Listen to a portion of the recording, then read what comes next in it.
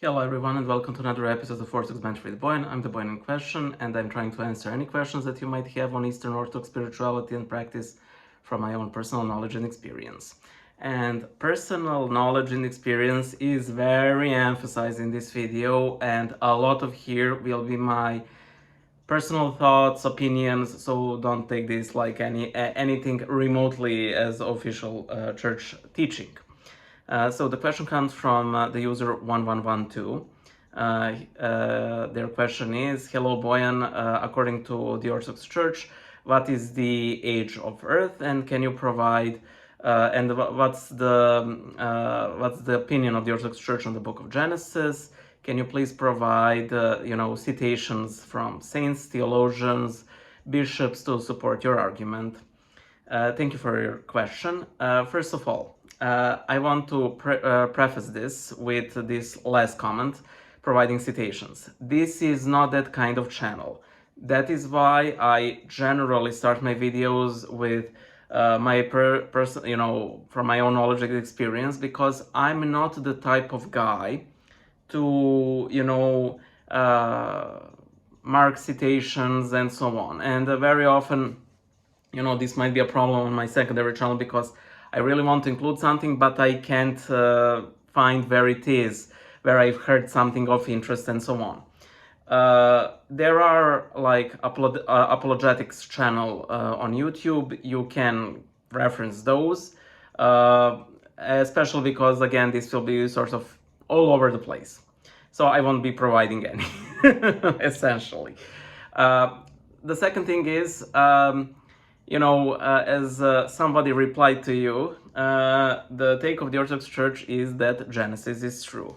And, there are Christians who believe that the Genesis is very literal. There are Orthodox Christians who take the intelligent design approach, like I do, like old Earth. There are maybe others who have some other issues, but, it's very easy to get accused of heresy here, and at this point I don't really care, because ever since I grew up, there's this story. I went with a friend of mine to the Patriarchate of Peć, and for one reason or another, we mentioned like whether we considered like the Genesis narrative like 100% literal, or is it more like symbolic. And I'm on the symbolic side, he was on the literal side, and he said, in my whole life I never met anyone who understood it symbolically. And I said, and I've never met anyone who understood it literally. By the way, when I say symbolically, literally, I primarily mean like the days of creation. I personally believe that like those days are sort of symbolic, whereas I do believe in literal Adam and Eve and a literal fall, literal original sin, and so on. However, I do believe that the days are sort of symbolic, because again, you can't measure the days without actually an actual earth and sun, and you might define day as night as like 24 hours, but then it does not work with the actual description, because there was day, there was night, while there was neither earth nor sun nor moon or anything. When it comes to evolution, I would say that I tend to be an evolutionist. However, my opinion of evolution over time has sort of deteriorated. And again, I have a lot of issues. Okay, by the way, one of the reasons I generally dislike dislike discussing this in general, and why in all probability I won't make any videos on this or related subjects, is because I'm no theologian and I'm no scientist. And I honestly believe that you sort of have to be both in order to properly address the issue. And the issue is that usually we lack one or the other when we are discussing this. And when evolution is... I also have this issue that I think that a lot of people claim things that evolution does not actually say. For example, atheists will usually say, well, see, evolution is, well, sort of a fact. Therefore, it means that God does not exist. It absolutely does not mean that God does not exist. On the opposite side, we have religious people who, are of the opinion, well, if evolution happened, that means that the Lord is a liar because he said that he made us out of the earth. No, it simply means that he used poetic language in order to, draw some truths to some nomad people 3,000 plus years ago, Lord very often uses this device. For example, I'm pretty sure that there were biblical literalists who were really sure that literal Elijah will return from the heavens to lead Israel into victory, and our Lord Jesus Christ is like, no, if you want to believe, Saint John the Baptist is the Elijah who was to come. So we very literally have that symbolic language, so there's that side.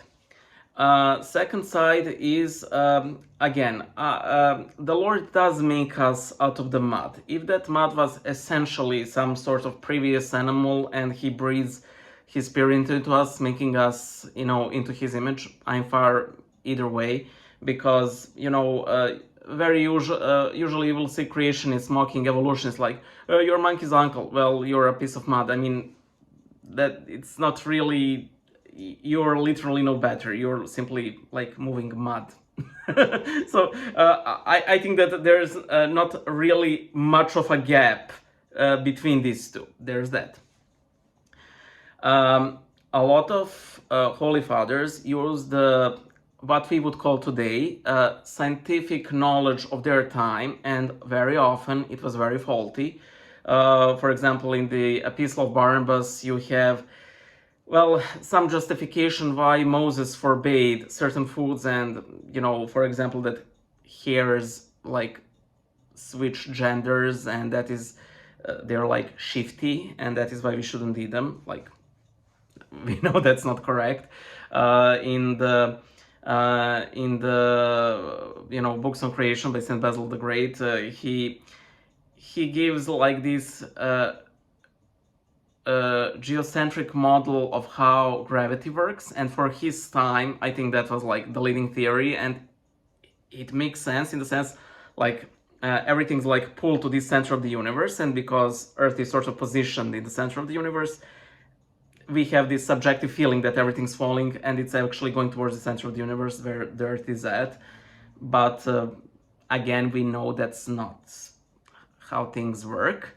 There's that. I honestly believe that there could be, underscore, bold, italic, could be some, way to understand evolution in a more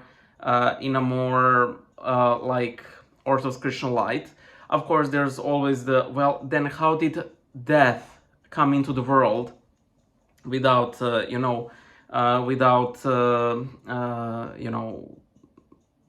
without the original fall, and evolution presupposes death. This is like the sole major issue that I have from like our dogmatic view. However, one might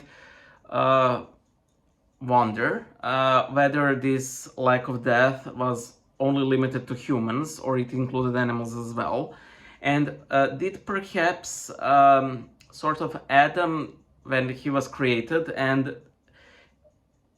was he supposed to sort of ascend this entire creation to God by Lord's eventual incarnation, even without the fall, because we would have, I honestly believe this, we would have incarnation even if there was no fall. Incarnation isn't a simple byproduct of sin. We do need to have that joining of human and divine, and that can only happen with the incarnation of the Son of God.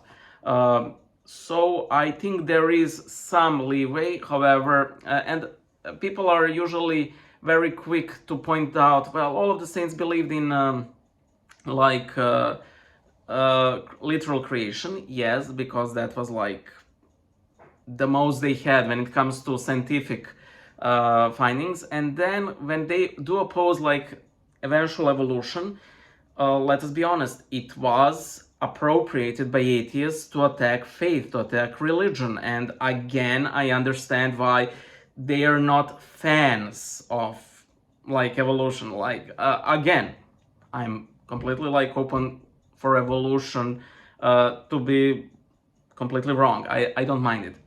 However, I think that in our opposition to evolution, people generally go straight for fighting like biology and evolution. However, I think that you would have to fight astronomy, you would have to fight the geology, you would have to fight a lot of these things. Let us assume that the Earth is literally some 7,000 years old. So when the Lord creates all of these stars that are very far from us, is he really so calculated that he creates their own light sort of mid-air just as they're about to hit Earth so we could perceive them? I sort of have difficult time believing that, it's not only going against biology, you would have to go against a myriad of scientific disciplines in order to, go against the sort of old Earth model. There's that. However, I also aware that I personally believe that science is a gift from God. The Lord did create this entire universe, among other things, for us to find out things about it, to rejoice in them, and I do think that pure science of us like finding things out is a great thing. However, because as humans, with our prosperity to sin, tend to destroy everything we touch, I also believe that if there was like let us say, for example, that there's a definite, absolute evidence that this universe came about like 7,000 years ago, I sort of have a difficult time that the current scientific community will accept it, because sadly, scientists can be just as dogmatic in a manner they accuse religious people of being, And I I honestly believe in Jesus Christ and God. I honestly also believe that the book of Genesis speaks some truths, and they are truths. However, just how literal they are, I'm sort of open to it. Some people will say, well, it was determined on the ecumenical councils and so on, but they were fighting sort of these religious teachings, and they were fighting heresies. They weren't fighting, scientific claims, and that's also one of the things that I'm sort of struggling with. And there are a lot of like theologians, and again, I can't cite it because it was simply everywhere, that I think that even Patriarch Kirill of Russia is like, well, yeah, there's no conflict between science and theology, and he's not the only person to claim this. So yeah, those are essentially my thoughts about it. The church, I still think, still uses that when calculating New Year's, like years 7,000 or whatever from the creation of the world. So there's that. I don't want for you to be left out without this information just because I'm sharing my own thoughts. If you go through this literalist, church teachings, I don't think you can go wrong. However, if you present it very bluntly to people, you might push away people who might otherwise make terrific Christians. And it's not like that specific age of the earth is, a dogma. I don't think it's not. It's simply a calculation that we sort of appropriated from the Jews, and we simply kept rolling with it. There's that funny meme. How does it go? We simply have to believe that today is Tuesday, that somebody chose that this to be a Tuesday, and that everybody in the whole world kept correct count that today is Tuesday. So there's that. I hope to see you guys in one of the next videos. Bye.